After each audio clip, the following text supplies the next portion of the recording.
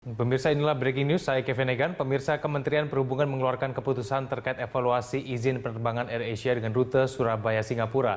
Dan berikut keterangan pers dari Kementerian Perhubungan. Yang pertama saya ingin menjelaskan adalah bahwa di Republik Indonesia ini izin atau yang memberikan izin penyelenggaraan penerbangan termasuk izin rute itu adalah Kementerian Perhubungan, dalam hal ini Direktorat Jenderal Perhubungan Udara. Nah, izin tersebut diberikan sesuai dengan apa yang diminta oleh Badan Usaha Angkutan Udara atau airline dengan mempertimbangkan ketersediaan slot di bandar udara, karena Anda tahu sendiri beberapa bandara kita padat. Kemudian juga karena ini penerbangan internasional, maka kita bicara tentang sisa hak angkut yang masih dimiliki oleh pihak Indonesia, oleh airline Indonesia. Sebagaimana Anda ketahui, kalau kita melakukan perjalanan ke luar negeri, pesawat kita terbang ke suatu negara, maka antar negara itu ada yang dinamakan perjanjian hubungan udara bilateral. Jadi dua negara. Kalau lebih dari dua ya multilateral. Nah, Direktorat Jenderal Perhubungan Udara telah menerbitkan izin kepada Indonesia AirAsia untuk penerbangan luar negeri Surabaya Singapura pada periode winter 2014-2015 pada tanggal 24 Oktober 2014. Nomor suratnya nanti silahkan diambil dari press release kita. Dalam surat izin terbang persetujuan rute Surabaya Singapura tersebut dijadwalkan adalah hari Senin, Selasa, Kamis, dan Sabtu sesuai dengan permintaan dan sesuai dengan kapasitas serta sesuai dengan slot yang ada. Surat ini resmi dikeluarkan sehingga Indonesia AirAsia harus melaksanakan izin tersebut. Kemudian berdasarkan izin tersebut, bahkan mungkin mendahului itu, Indonesia AirAsia harus mengurus di sisi bandara keberangkatan, yaitu di Indonesia, dalam hal ini Surabaya, tapi juga dia harus mengurus izin pendaratan dan izin operasi di Singapura. Izin operasi dari Indonesia dasarnya adalah ketersediaan sumber daya di Indonesia, yaitu tadi slot, kemudian yang lain-lain termasuk kesiapan armada. Sedangkan dari pihak Singapura mempertimbangkan juga kapasitas bandar udara di sana, slotnya di sana. Juga mereka akan mengawasi Indonesia ini menyetujui berapa kali seminggu, masih cocok belum dengan masih cocok tidak dengan hak angkut yang dimiliki. Karena Surabaya Singapura itu kan yang mengoperasikan kan banyak gitu. Nah, ini adalah hal-hal yang perlu menjadi pemahaman kita bersama. Apa yang diputuskan oleh pihak otoritas penerbangan Singapura itu mutlak kewenangannya mereka. Pemerintah Indonesia tidak perlu ikut campur dan pemerintah Malaysia, Singapura juga tidak harus mendapatkan persetujuan dari pemerintah Indonesia.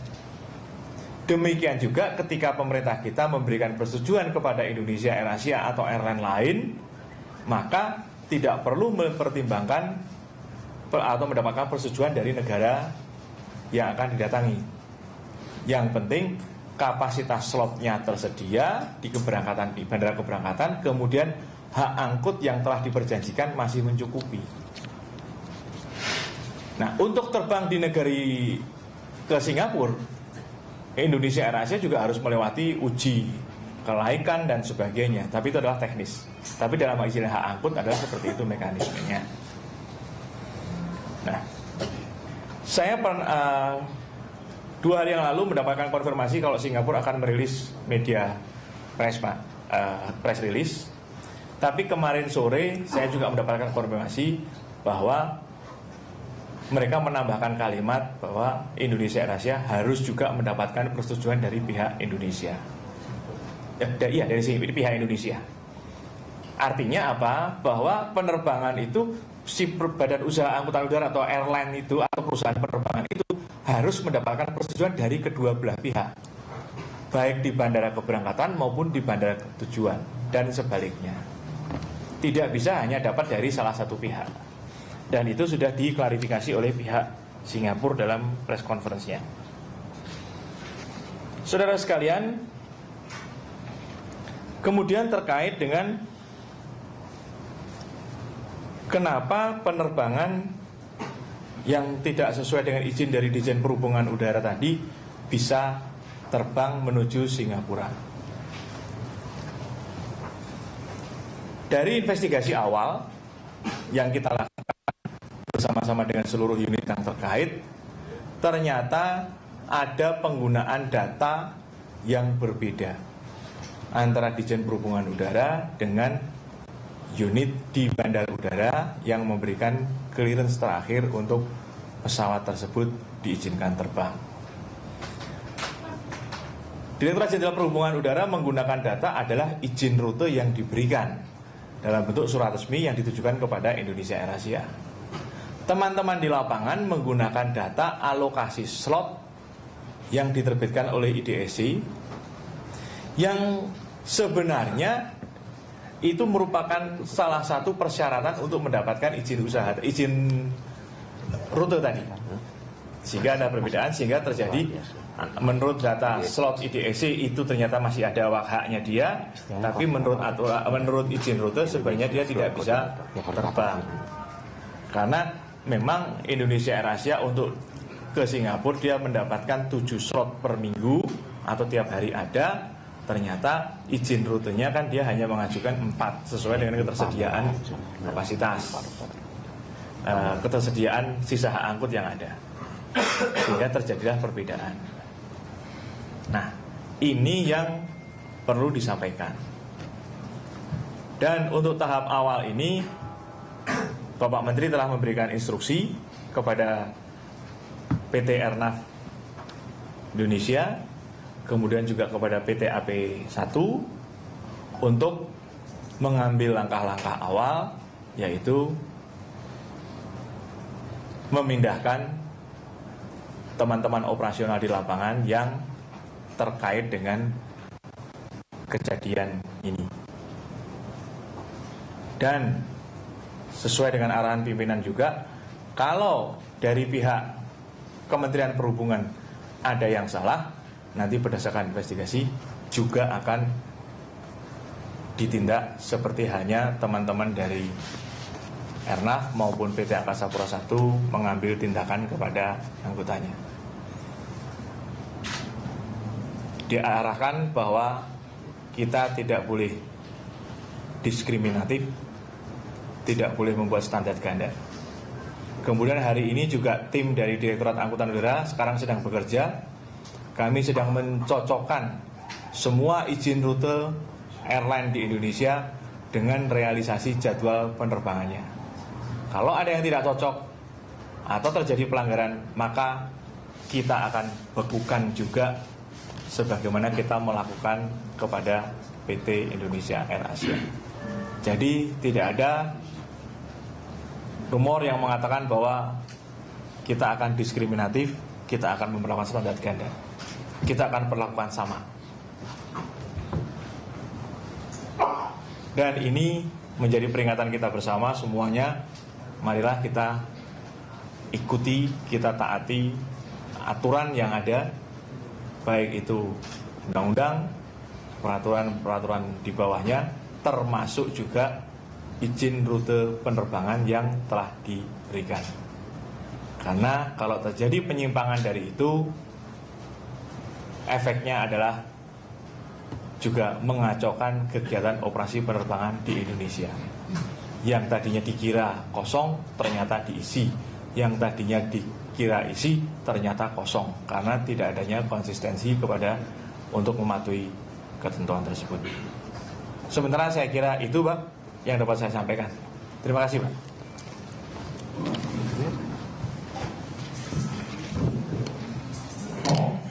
Terima kasih Pak PLT Dirjen Perhubungan Udara. Jadi teman-teman saya kira tadi sudah cukup jelas ya, khususnya terkait dengan statement dari otoritas di Singapura, otoritas penerbangan sipil di Singapura ya. Kemudian juga terkait yang selama ini banyak ditanyakan oleh teman-teman, sanksi dan juga yang terkait dengan penerbangan tersebut. Jadi perlu digarisbawahi di sini tidak ada standar ganda dan tidak ada diskriminasi. Pertama terkait dengan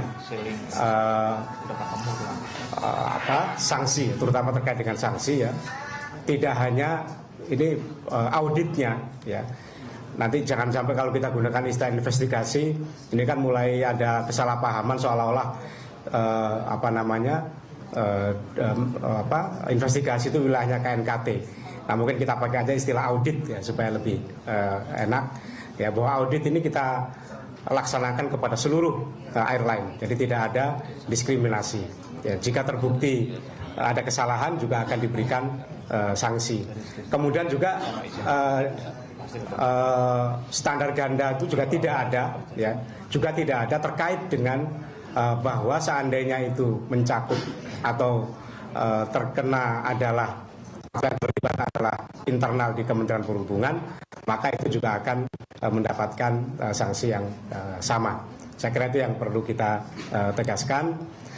Silakan kalau ada pertanyaan bisa kepada Pak Joko atau kepada Pak Hemi, nanti bisa menjelaskan karena Pak Hemi ini juga adalah koordinator slot untuk di Indonesia. Silakan sambil memperkenalkan diri. Silakan. Satu dulu. Sebentar di depan. Sebentar, tolong kita ini ya supaya tertib ya. Silakan. Zaki dari Koran Jakarta. Ya. Pak, yang pertama investigasi khusus untuk AirAsia itu berapa lama? Terus yang kedua investigasi untuk seluruh maskapai itu kapan juga diumumkan? Itu yang pertama. Yang kedua dari penuturan Pak Joko, sepertinya pihak AirAsia ini belum salah gitu Pak. Lalu kenapa dijatuhkan sanksi dibukukan? Lalu jika nanti AirAsia terbukti salah, apakah benar-benar rute itu akan dicabut atau diapakan? Terima kasih Pak. Oke, satu lagi. Ya, Anda di depan. Dia dari Kompas TV, mau dijelaskan Pak soal tadi memindahkan teman-teman ke lapangan, Pak, apakah itu artinya akan memutasi bagi teman-teman operasional yang melakukan standar ganda tadi itu Pak, untuk standar operasionalnya? Terima kasih. Ya, satu lagi. Oke, yang di tengah silakan. Pak dari Angkasa Pak, mau penegasan aja Pak. Sebenarnya ini ada kesalahan atau gimana Pak? Kok sepertinya kurang jelas Pak. Apakah ini ini kan katanya ada izin rute dan alokasi slot yang dipakai kan? Apakah ini salah atau gimana? Mohon dijelaskan. Terus yang kedua, ini kenapa bisa sampai 3 bulan berlangsung? Apakah ada sistem pengawasan yang kurang baik di Kementerian Perhubungan atau apa sebagai regulator Pak? Yang dua. Terus yang ketiga, bagaimana Pak soal dengan slot koordinator internasional kan ada Pak ya, selain di domestik, bukan di DSC tapi ya slot koordinator internasional yang dibawa ke Garuda kalau nggak salah. Gimana Pak?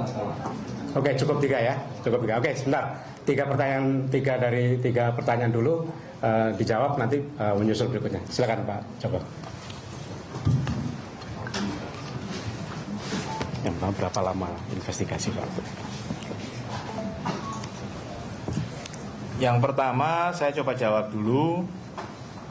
IAA tidak salah kok sudah dibekukan.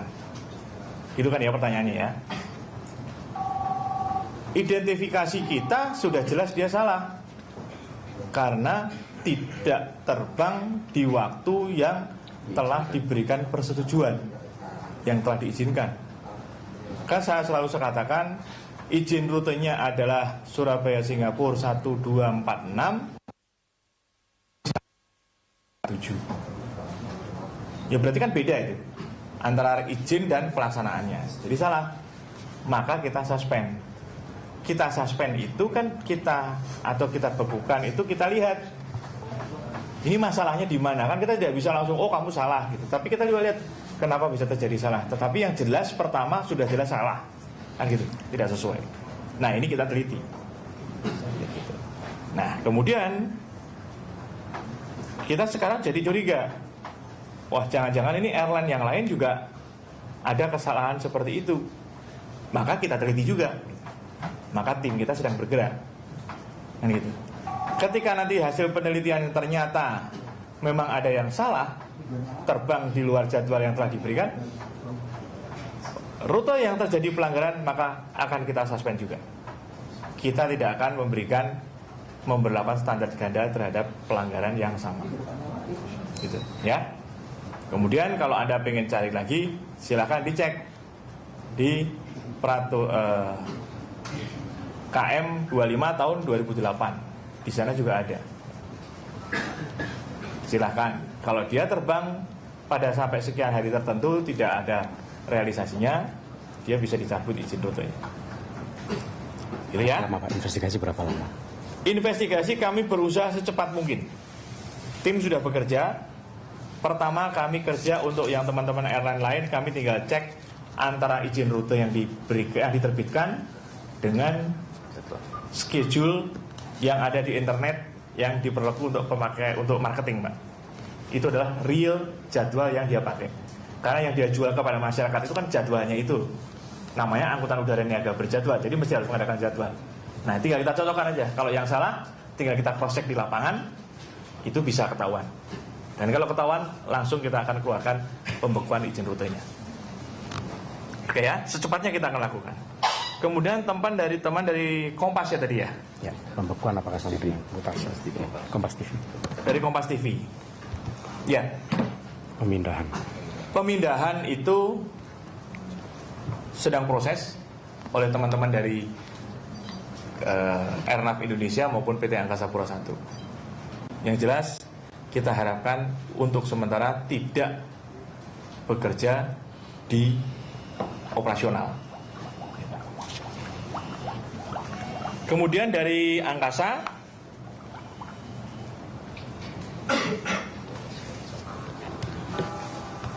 pertanyaannya, mohon maaf. Yang pertama, apakah salah atau tidak sih sebetulnya Ya, mengenai salah atau tidak Indonesia Air Asia tadi udah kita jawab, ya kan? Tinggal masalah kenapa kok sampai 3 bulan baru? slot time dan izin rute. Ya. Sudah 3 bulan. Jadi begini, sebagaimana praktek di seluruh dunia, bandar udara yang kepadatannya sudah lebih dari 50% itu dimasukkan ke dalam koordinasinya komite slot atau slot komite. Di Indonesia ini ada sejumlah bandara yang berada di bawah slot komite karena sudah lebih dari 50%. Untuk penerbangan domestik, slot komite tersebut telah ditunjuk IDSC, Indonesia Slot Coordinator. Sedangkan untuk internasional masih dipegang oleh PT Garuda Indonesia yang merupakan kontak person dengan airline-airline di seluruh dunia.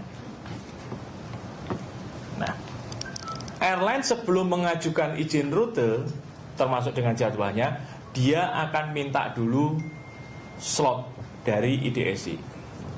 Dan slot itu harus pairing, artinya di bandara keberangkatan maupun bandara kedatangan harus cocok. Setelah dia mendapatkan itu, maka dia mengajukan izin rute kepada pemerintah. Nah, pemerintah mempertimbangkan berbagai aspek termasuk slot yang dialokasikan oleh IDSC tadi. Terbitlah yang namanya izin rute. Izin rute inilah yang harus ditepati oleh semua perusahaan penerbangan. Itu adalah prosedurnya. Kemudian 3 bulan. Kenapa sampai 3 bulan? Kemudian kenapa sampai 3 bulan? Itulah yang sekarang sedang kita teliti. Di mana ada miss-nya? Apakah laporan yang tidak jalan? Apakah ada apa? Itu sedang kita teliti. Ya, jadi mudah-mudahan penelitian tadi bisa secepatnya diselesaikan sehingga langkah-langkah ke depan bisa dilakukan secepatnya sehingga semuanya menjadi lebih clear. Saya kira gitu ya.